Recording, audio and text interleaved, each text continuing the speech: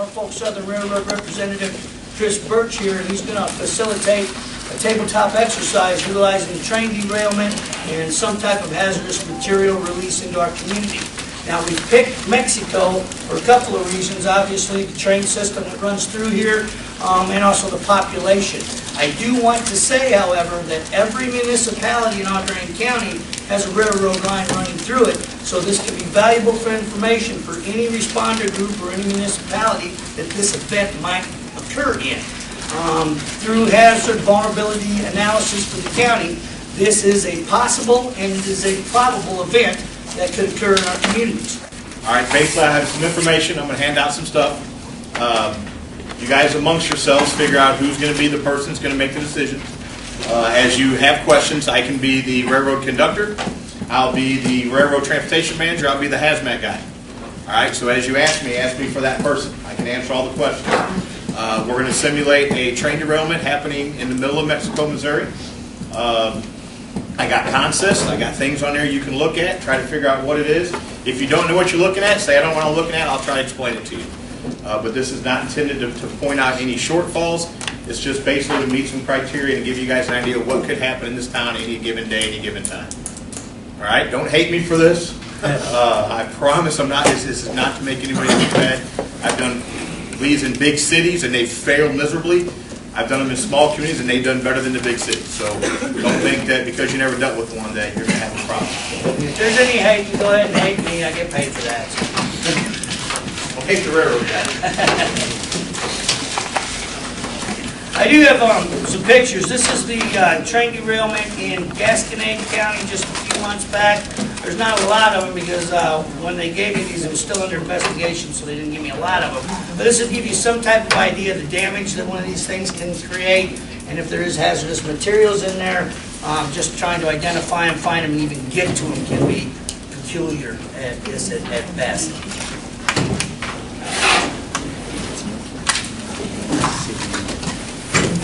All right, so at approximately 11:45 this morning, you guys had a train derailment in the middle of town. Where it's located at, just for a point of reference, it is near,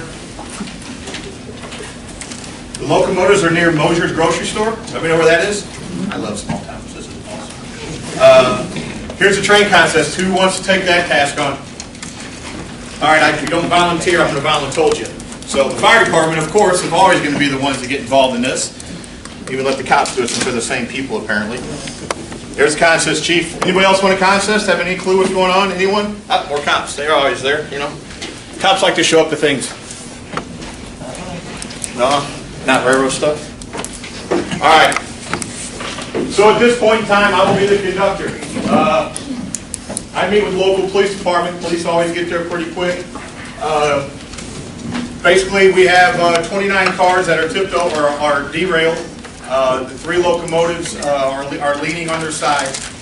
2 of the locomotives have ruptured fuel tanks. The fuel's pulling up below them. We do have 3 hazard cars located in this train. One is the TIH-PH, which is anhydrous ammonia. The other 2 are LPG. I didn't see anything leaking from any of them, but I did notice there was some frost on the LPG car. My engineer is hurt. We need to get him help, and that's all we know.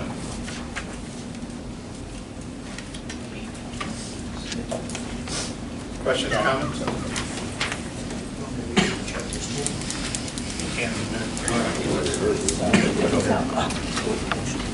All right, tabletop exercise objectives. We need to return the community to its functionality, obviously the infrastructure. Establish incident command system within a group. We have to decide if evacuation is necessary or is it shelter in place that we're going to conduct. Identify hazards associated with the commodities involved, utilizing at least 3 resources of assistance. Identify all resources utilized, including the agency's notification. And upon thorough site damage assessment of the derailment, formulate actions by priority and considerations, PPE, and what type of monitoring.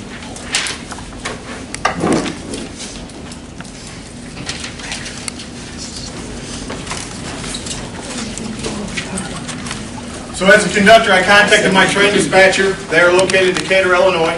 They have our local train master coming out of Moberly headed this way. They also made a contact to the hazmat guy, which is me, but I'm coming from St. Louis. So I have a little bit of a drive, 2.5 hours. I don't have lights and sirens, so I got to do traffic speed.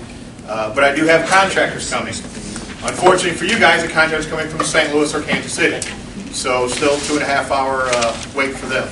So as far as a hazmat team response, this is more of your first responder. I'm not worried about guys putting suits on and climbing on top of cars.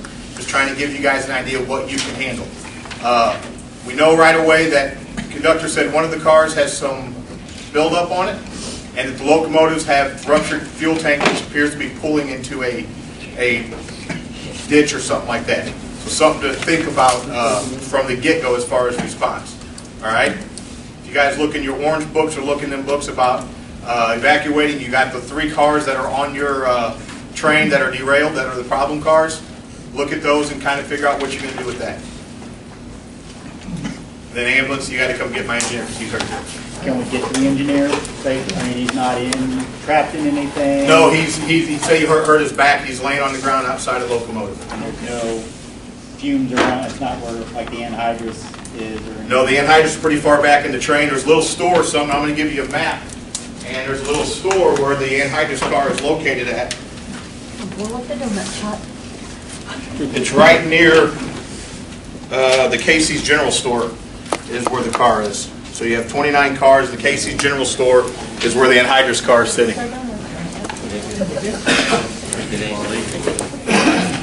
Train was westbound, correct? Correct.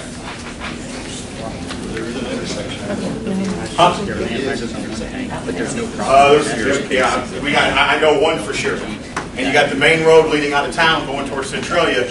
It happened right there. So I would assume that's going to be tough getting through here. Your cross buildup on propane? Sure, I've never. Propane car? On the second one, on the residue empty car. Residue empty car. Yep. You got frost buildup on the protected housing. Empty does not mean empty in railroad business. Nope. Empty just means less than full. If they have frost, you have to leave it. So if you see empty, we feel, oh, it's an empty car. There's no such thing as empty car in rail business. It means less than full. Most of the customers get everything out of it. Does not mean they're empty. So if you see an anhydrous car or a chlorine car and it says the E next to it, oh, it's no big deal. Doesn't take much chlorine to cause havoc in a small town.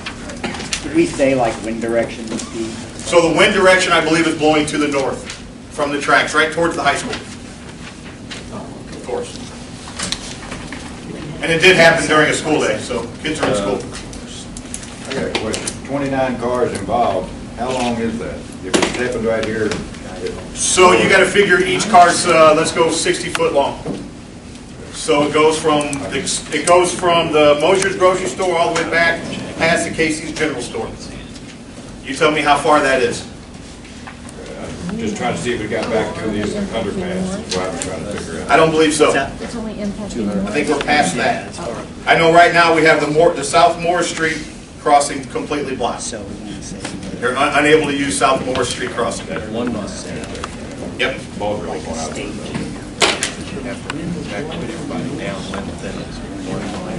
That's all the way. You at the schools?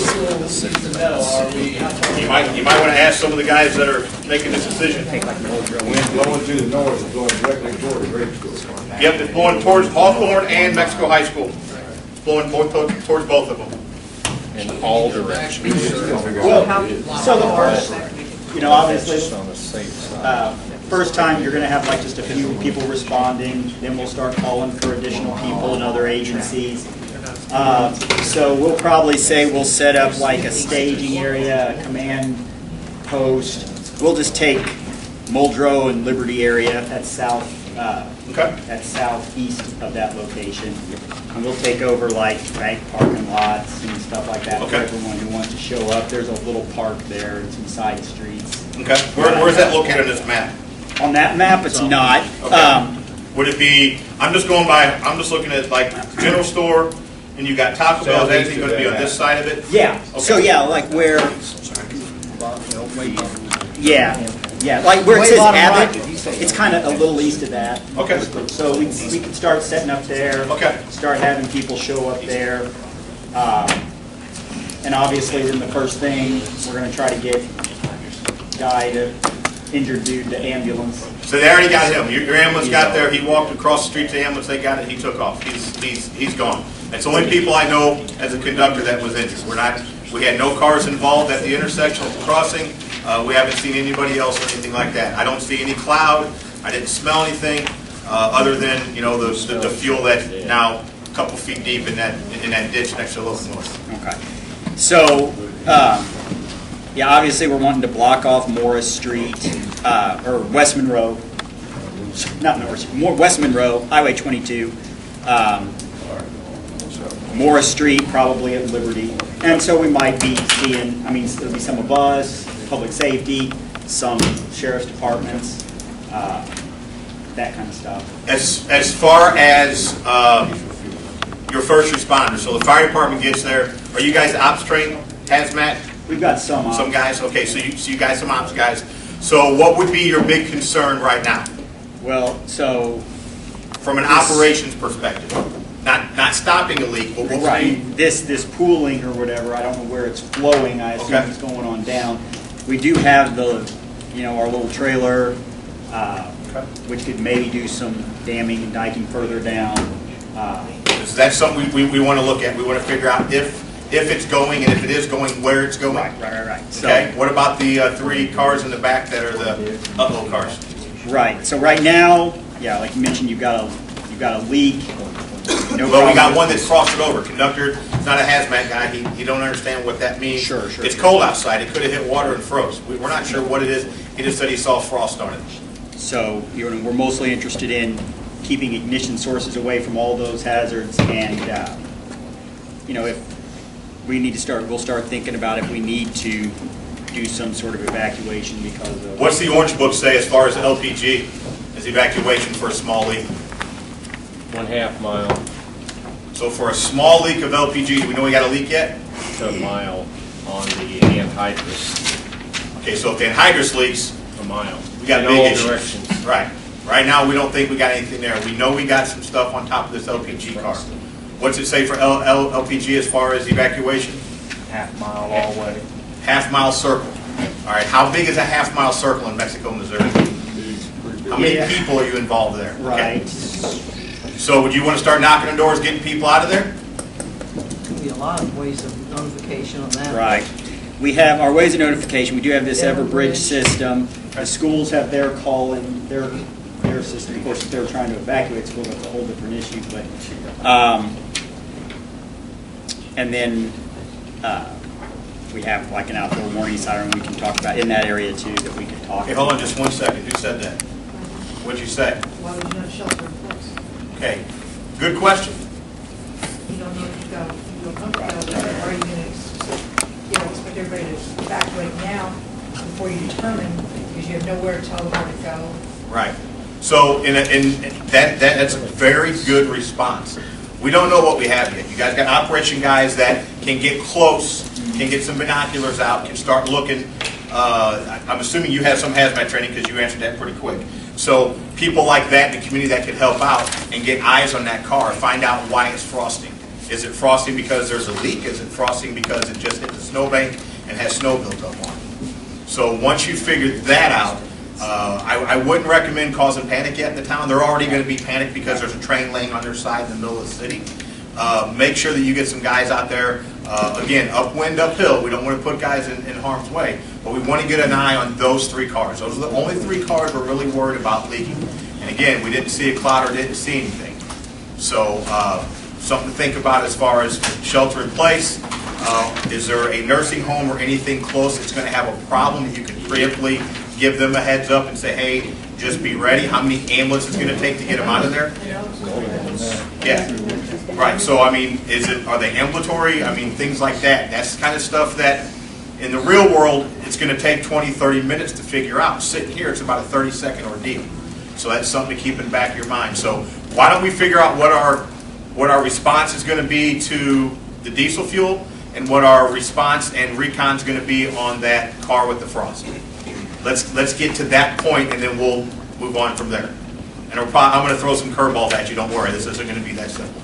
So I'm going to throw some curveballs at you. Use the trailer.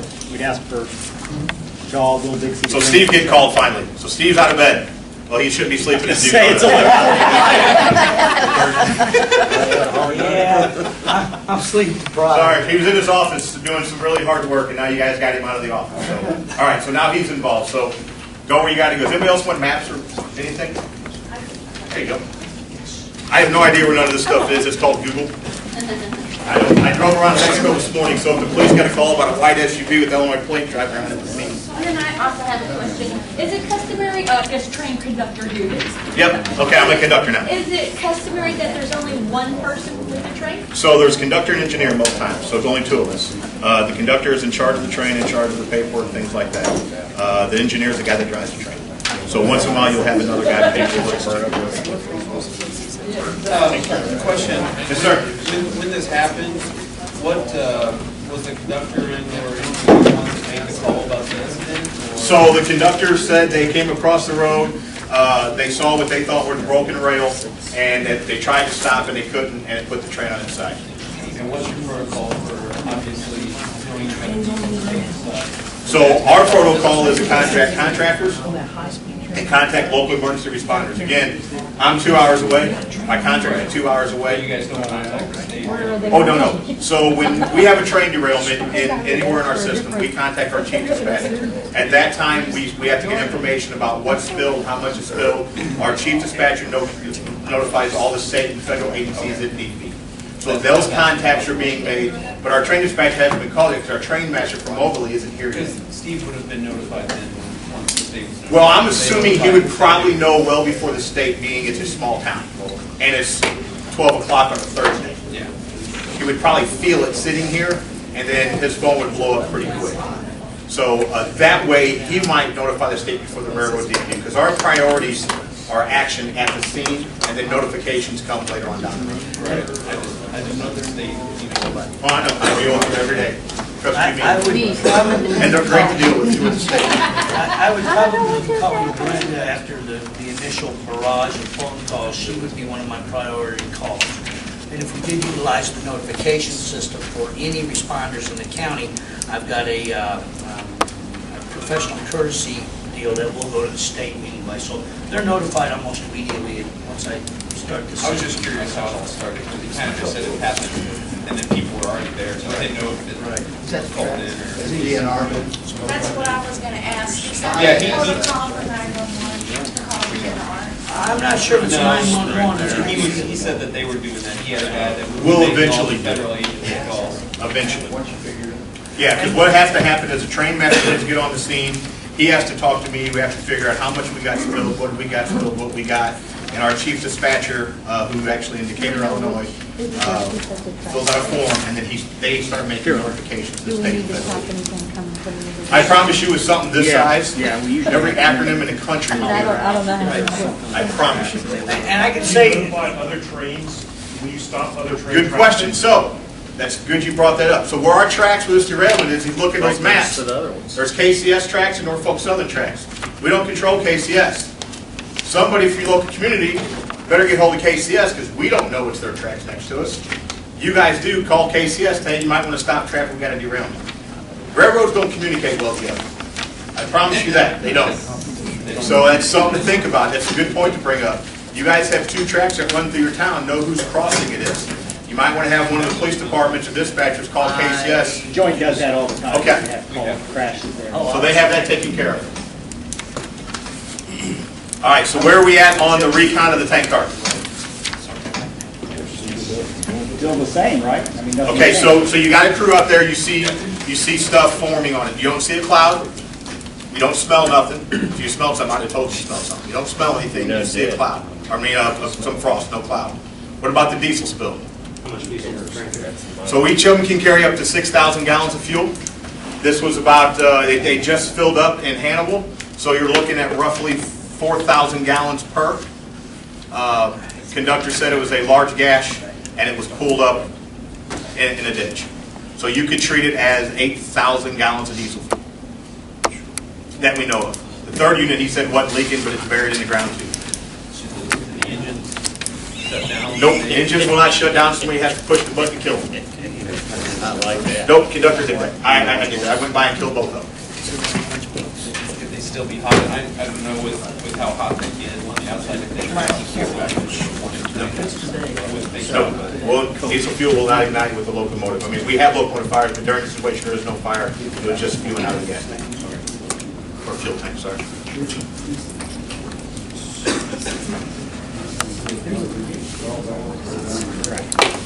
Okay, so we start looking at the fuel. Per your guys' maps, and where's that at? Where do you think that fuel's going to go to? Downhill, and there's a creek right there. Downhill. There we go. What's downhill? Downhill. Yeah, there is a creek on the Yep. south side. Yep. There by Joe's in So if you look on that map, next to this, you look on there. Do you see anywhere that this fuel could possibly get to? Besides that ditch? The ditch is down here. Not really. Okay.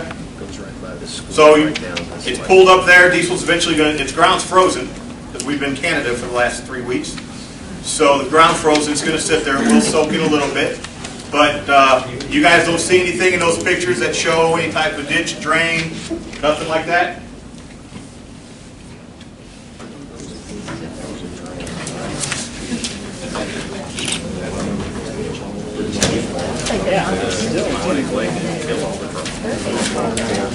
All right, again, this is the tabletop, folks.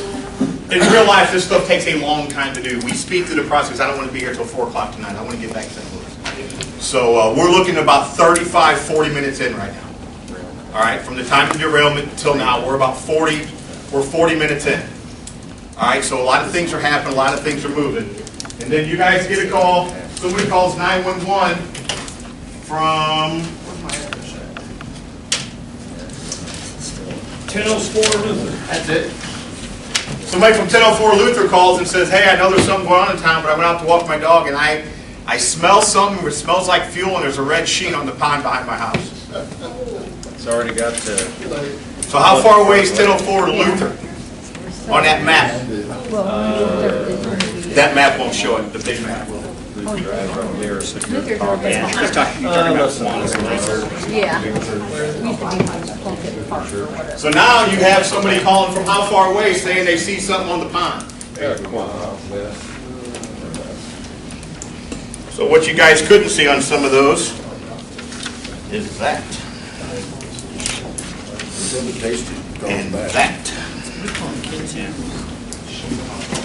So those pictures there show you that follow the drain. So now you got to worry about it spreading to the other end of town.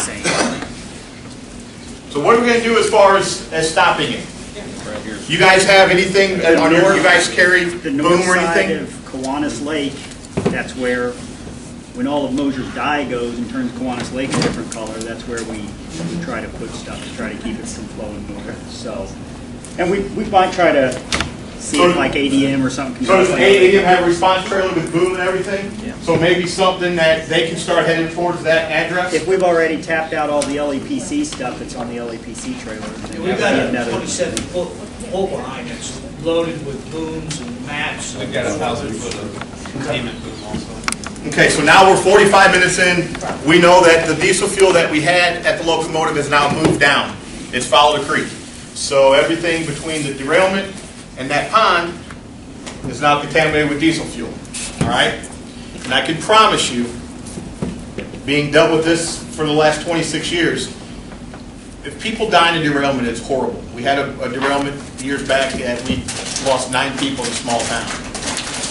If you kill a fish or kill a bird, you're going to have the wrath of government on top of you in a matter of seconds. So if we have this contamination down this creek into that pond, and one fish turns belly up, DNR needs to be called. there you go. Thank you. We make sure they are called, but it's something to think about. You know, so we have a derailment. We found out the LPG car wasn't actually leaking. It's frosted over. It's an empty. We have no cloud. All right. But now you have 6,000 gallons of diesel fuel. So you're going to contact ADM. They're going to help with you guys assist with your operating guys. If we're tapped out, then that would be another source. What do you guys bring? Who are you with? So you guys have hazmat stuff too? Okay. So another good idea. So you have 2 people here at this LEPC meeting that are located in your county Or I'm not sure how far you're away from Mexico. 30 minutes. Okay, that can be here quickly as far as a response to help you guys out. Again, my contractor's still an hour and a half away. The closest person with boom is them. So you guys are typically going to have to be the first responders to reach out. That's why LEPCs are so good. You make these communications. So maybe update your hazmat response plan is call these guys pretty quick because they can bring a lot to the table, especially manpower. You guys don't have 50 guys full-time on the fire department, police department during the day. All right, that's going to be very limited. So something to think about, have something with ADM and these guys so you guys can go together and get some people heading that way. All right? This scenario, what danger do we have since it's going right between two schools? Well, it's diesel fuel. Diesel fuel doesn't light easily, but it's still a contaminant. We don't want kids down there running around splashing through it. We have a possibility of parents being upset. I'm sure you're... Trying to pull students out of the schools. If there's a downfall to a small town, is social media is really bad in a small town because it doesn't take Facebook. It takes June calling Jane and Jane calling Bill and Bill calling Bob to tell them their kids are at a school, they smell diesel fuel. Then parents going to set it because people think diesel fuel, they think gasoline, they think explosion, they think fire. Never going to happen, but that's not how parents think. We've got to try to find a way to control That's correct. the message and to give support to the schools. That's correct. No. Information is gold. Good information is what's needed. A lot of times in these situations, bad information gets out quick. Because I promise you, that LPG car that we said had frost on it will be a leaking LPG car with a cloud covering Mexico, Missouri in 14 minutes on social media. Oh, yes. Promise you that. It's going to happen. Well, and they don't worry about the truth. They worry about what they see and what they say. Just takes one message. So that's something else we got to fight. So we got diesel fuel down. So you guys, who would be your closest hazmat team to call? Yeah, if we were If it was like you needed a full-blown Columbia Boone County? Okay. The closest, right. Drive time for that. Boone County's fully staffed, so is Columbia. drive time's 40 minutes to an hour. Okay, so let's say that they're here now. Okay, you guys, again, it goes pretty quick in the tabletop, but that's something to think about in your emergency response plans on who to call for what. So make sure that you get them guys headed this way pretty quick. So now they're on the scene. So now you have some technician level guys who can actually go up and look at that car. You guys found the creek, or the creek found you in the pond. So you contacted ADM and these guys. They got guys on the scene. You guys are out trying to protect the pond from anything going past the pond. Because if you don't know, which I don't know anything about Mexico until this morning, that pond off drains on the other side under Park Road, goes somewhere. I don't even know where it goes to. So right now it's not flowing. Where does it go? Clarence Cannon Dam. Yeah, that should be the salt. Isn't that the salt river or creek or whatever that is? Okay, so that's something to think about as far as contamination in that waterway. Stop it there, but contain it inside that pond and get that creek chummed up. That creek goes through right by a lot of houses. And what do people do when something goes wrong? They go outside and look. All right? So something to think about. Who had their hand up? All right, so we went from not having a leak, we said shelter in place early on. Hazmat team's on the scene. It is a small minor leak that the hazmat team has fixed and done. There's no leak out of the LPG tank. We're an hour and a half into this. Does that seem about right? Does that seem like a long time? Has anybody ever been involved in a real life hazmat situation? An hour and a half is pretty close to start understanding what's going on. Okay? It does take that long. Hazmat's is slow. Fighting fires is easy. You run in, you put water on, you go home. Hazmat's a very slow process. For the police department, for the local fire department, it's going to be a lot of things running at you. Chief, you're going to have more phone calls than you ever want to deal with. We have public relations people that you can be in contact with. All right? That we'll get them involved. Well, also too, the county plan has a section for public information. My office would work with the schools, public safety, anybody, railroad, so we can all put out the same exact message. Right, and that's something where when I get on scene, I don't talk to the press. We're not allowed to, because I'm not politically correct enough to talk to the press. So they make sure we don't. So we have people in Atlanta who do that, and we won't speak for ourselves. Just like we would never speak for the police department in Mexico, we would never speak for the sheriff's department, we speak for ourselves. But we do have people in place. But something that this short 20, 30-minute little incident makes you understand how many people you got to call quickly. The school's going to be the first call. Because what happens when somebody hears their kids are in trouble? They start panicking and go there. How many parents are going to try to drive through the scene? They don't care. Your town's cut in half, per se, in one end of town. All right, so something to think about. Buses are located on The other side of town. Right. If, So if they decide to make an evacuation, they've got traffic problems getting buses to those two schools that we evacuated. My question is there any thought to needing a shelter, public shelter for those who cannot stay in place, or? that would be something you guys would have planned. If what I've seen a lot of, a lot of things happen. The Red Cross will help out. You know, that's something right away. As cold as it is outside, you don't know. I know we had a big derailment near my house last year, and it took out power. Well, if this derailment takes out power lines, you cut power to 1,000 people in Mexico, Missouri that has no heat when it's 12 degrees outside. Another issue that could come up other than the hazmat response. We've identified 4 shelter locations. One of them is just off of Lutheran Church, just off of the site that you've identified. Okay. So we won't use that one. Yeah, that one's land, we won't use The other that. 3 are away, significantly away from that. All right. So hazmat team's down. We got the diesel fuel spill somewhat contained. We have outside agencies coming to help. So now, basically, the diesel fuel has run its course. The cars are not leaking. Now you still have 29 cars on their side in the middle of your town. I will tell you, this small town will be inundated with R.J. Corman, Holcher, 4 or 5 different private contractors with 15 to 20 trucks and heavy equipment in here in a matter of 3 to 4 hours. So your little small town is going to be blocked off for a long time. Okay? Picking this stuff up. Railroad's goal is safety and get that line open and get trains moving again. Had a derailment the other night, had 32 intermodal cars in Pike County, Illinois on Saturday night. Within 32 hours, we had the track open, ready to go. This was in the middle of nowhere. We had to build 2 roads to get into it. This is fairly accessible. But again, it's going to be a lot of things you're going to have, from a police department perspective, there's going to be a lot of closed roads, be a lot of no access. All right? Something else I wanted to talk about, drones. Drones are a great thing for first responders. Drones are also the worst thing in the world for first responders. As a railroad, we have to have a pilot's license and do them. Jim Smith out here in Mexico, Missouri, who lives 3 houses down, can pop his up any day of the week and take pictures. All right? So if you guys see things like this, that's something you guys want to get hold of somebody quick, you start seeing drones up. Because that footage, they don't know what they're looking at. They can commentary on it, and it's whatever they say. So that's something else to think about. I'm sure people in this town have drones. Every town has them.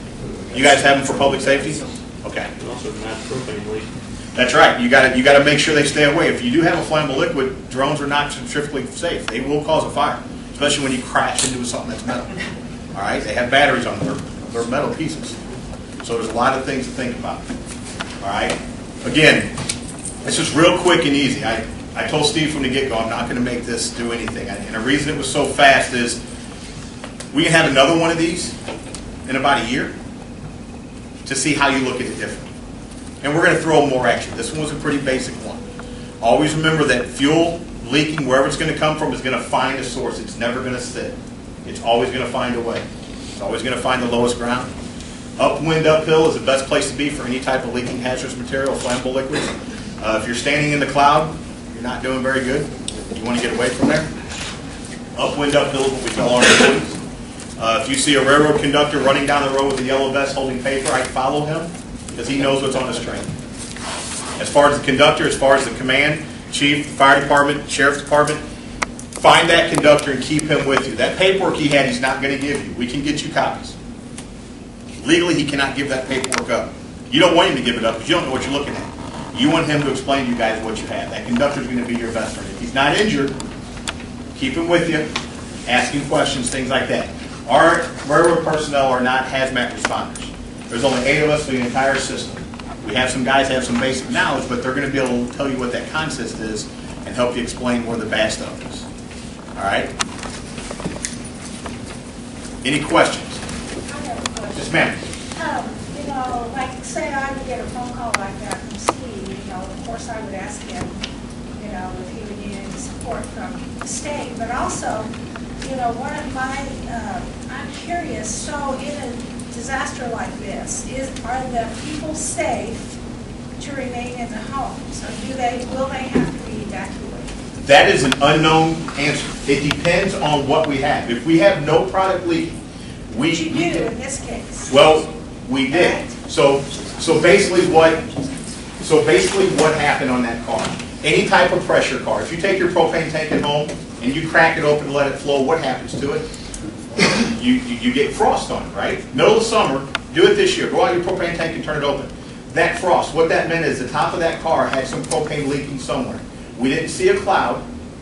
We didn't smell anything, so that told you that the frost was there. There was a small minor leak. Now, this would change scenario if I told you the conductor saw a cloud floating across the street. That's a completely different scenario. Unfortunately, that happened in Texarkana a few years back. There's a video on the internet. One person died. The lady who woke up at 2 o'clock in the morning smelled gas. It found her ignition source in her kitchen and blew her house up, 3 other houses, and half a rail yard. That's with a cloud.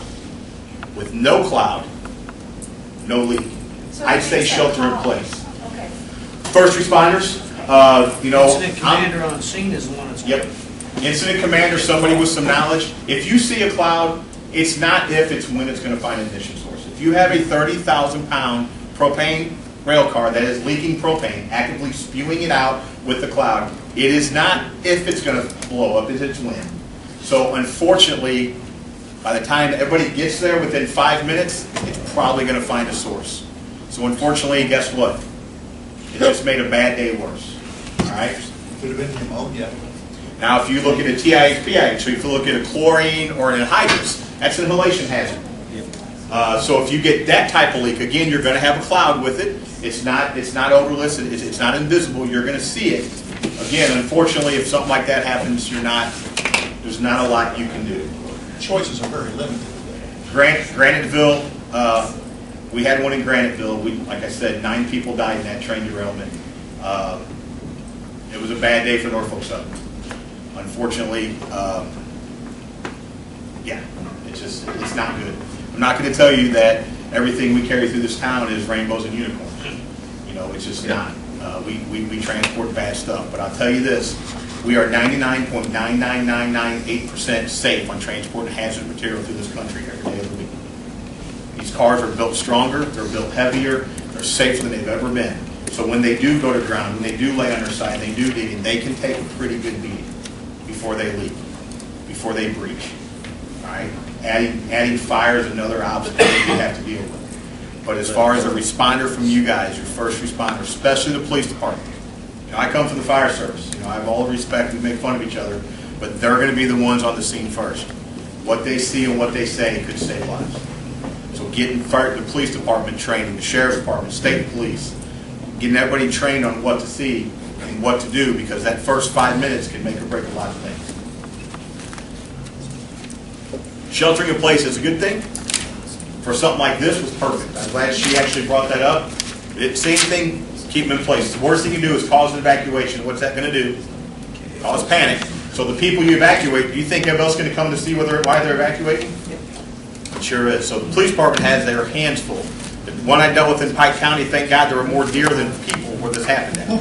So we didn't have to worry about the press. All you do is pay the farmer some money. We use his field, built the road, and we're there. But if it happens in the middle of town like this one, you're going to have a lot of other issues other than what's legal. But first thing, get on the scene, make a decision.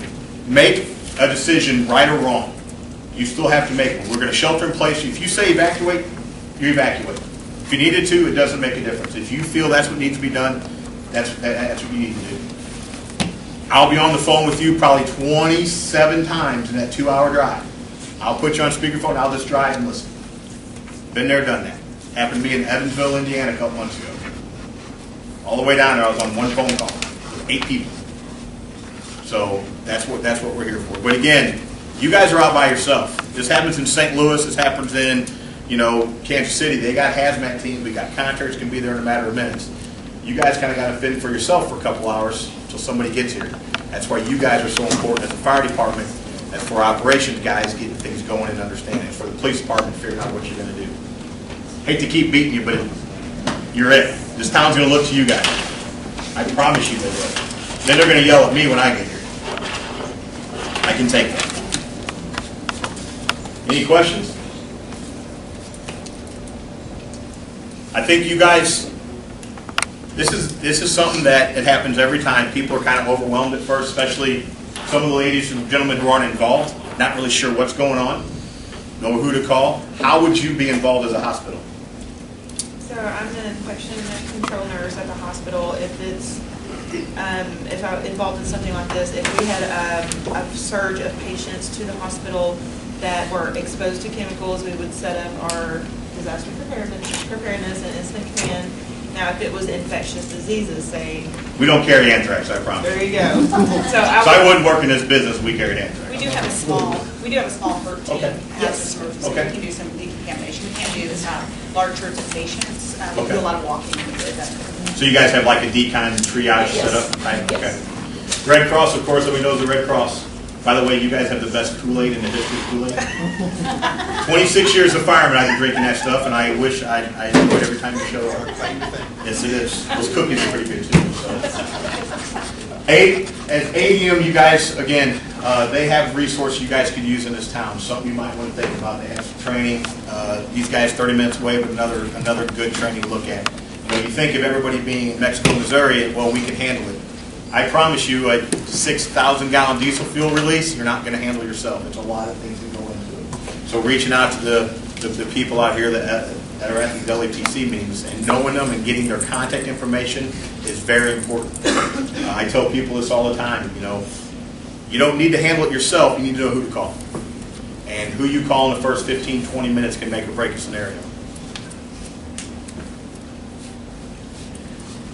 You guys would be involved if you had to evacuate, get your people away from, would be a problem? Well, we are a community health center. Okay. We have primary care, behavioral health, and dental services. Okay. But we also provide services to the community for people with dental deficiencies. So therefore, we would get clients within the community. So Something you could reach out to, because those definitely would be, you know, depending on the background, it could be something you need to understand.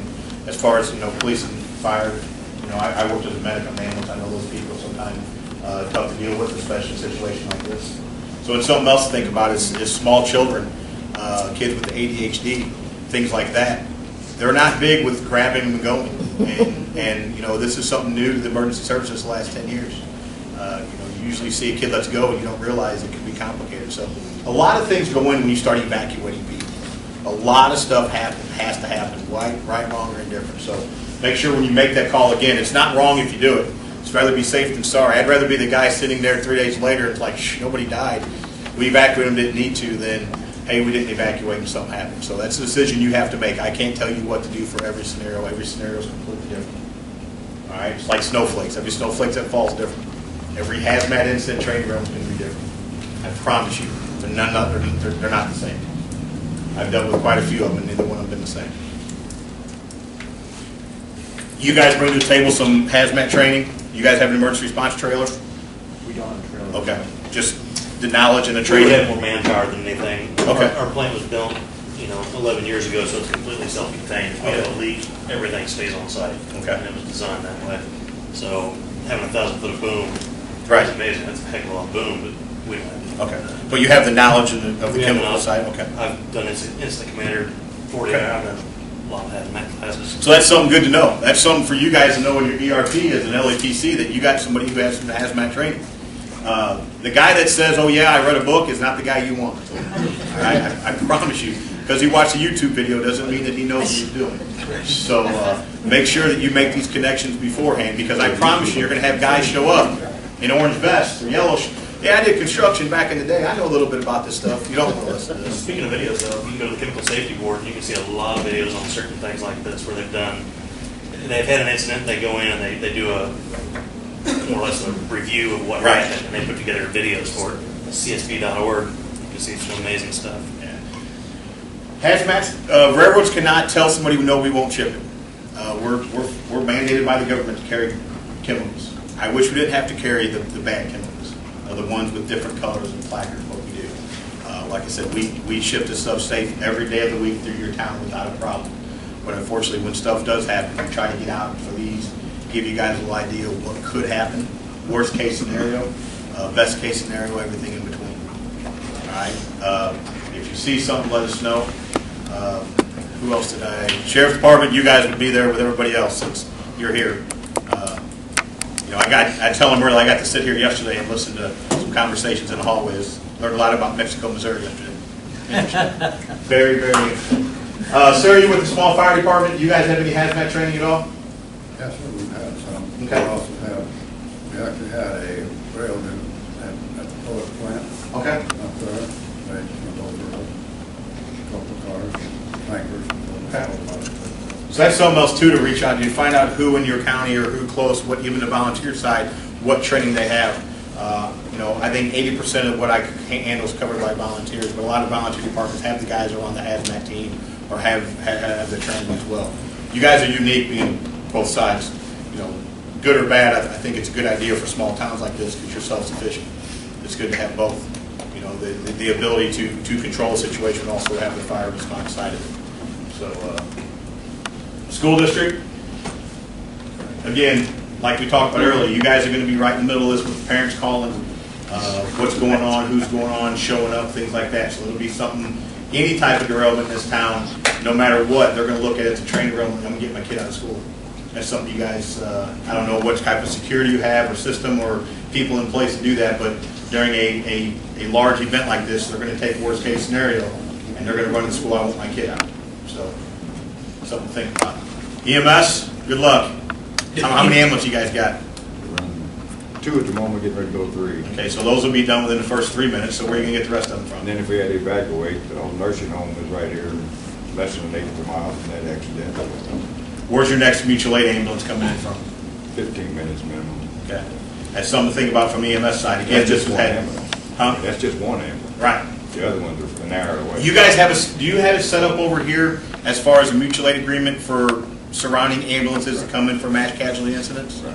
Okay. There is actually a statewide system. Statewide, okay. See, I'm learning about, I know Illinois we have MABUS, which incorporates everything. Missouri, I'm not sure. We've got Missouri Fire Mutual Aid statewide, Missouri Law Enforcement Mutual Aid statewide, Missouri EMS statewide, so it's just a phone call away, we can get assets brought to our area.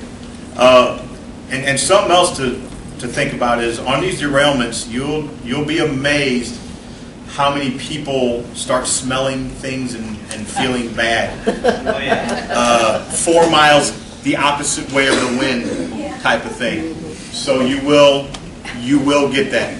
The Allstate pains, like I like to call them. The Allstate insurance adjuster shows up. But something like that you have to think about too. Like I said, I've been in fire service a long time, and people never stop to amaze me in a crisis situation how they try to take advantage of it. And you guys are going to be the ones in the forefront to make sure that you understand. Not going to waste an ambulance going downwind 3 miles to a guy said he's having inhalation problems when we always have a diesel fuel spill. So something to think about. I hate to say that, but it's just how the world is today.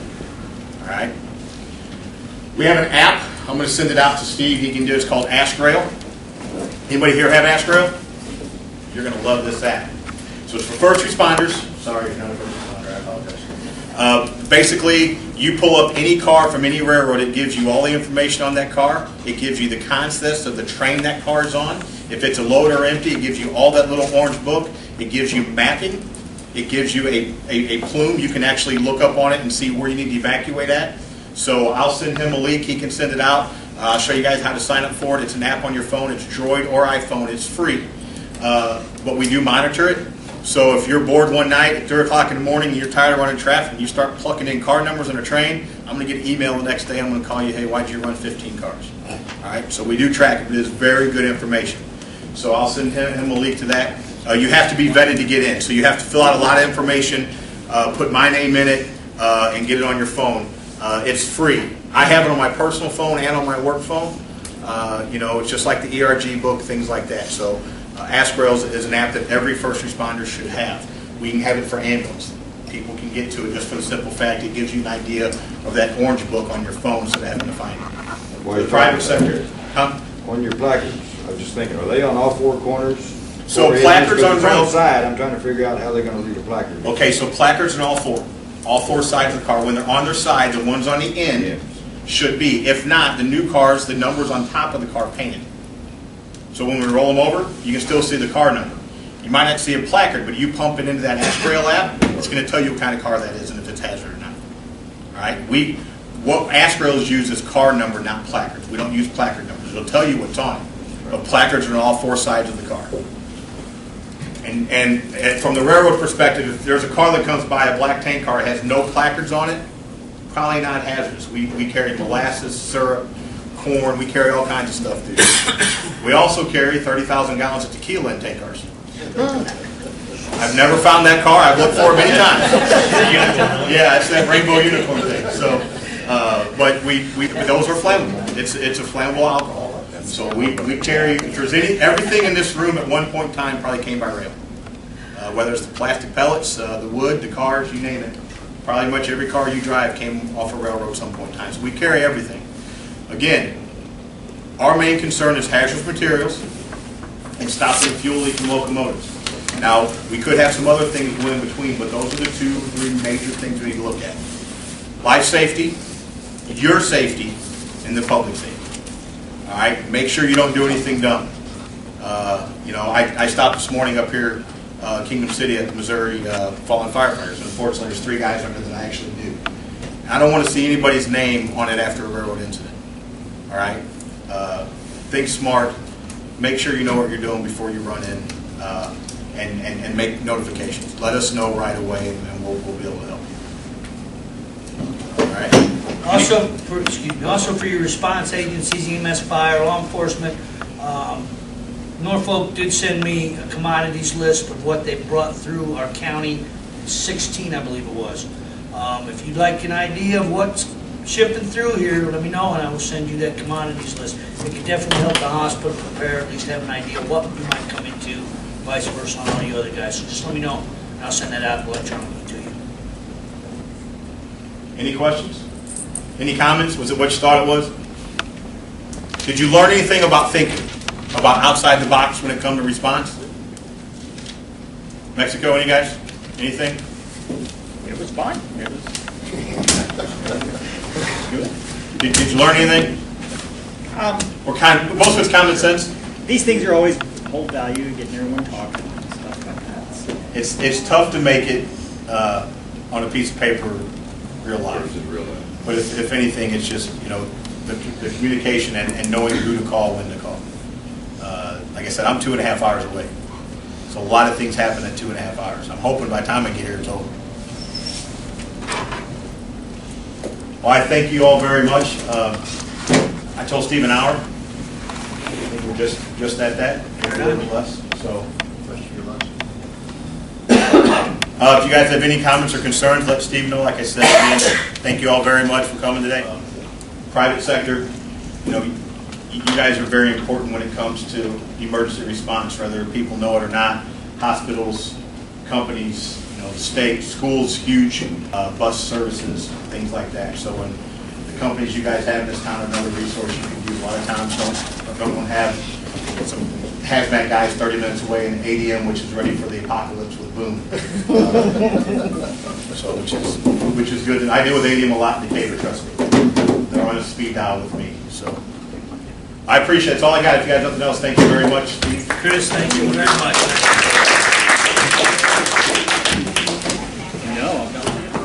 Since today's focus was hazardous materials, just so some of you know, I do have some placards up here at the table. These are pretty much utilized for facilities, set outside by your exit doors, etc. They just identify what to do inside, outside in hazardous material. The larger one does have the state primary evacuation route out of Aldrain County identified.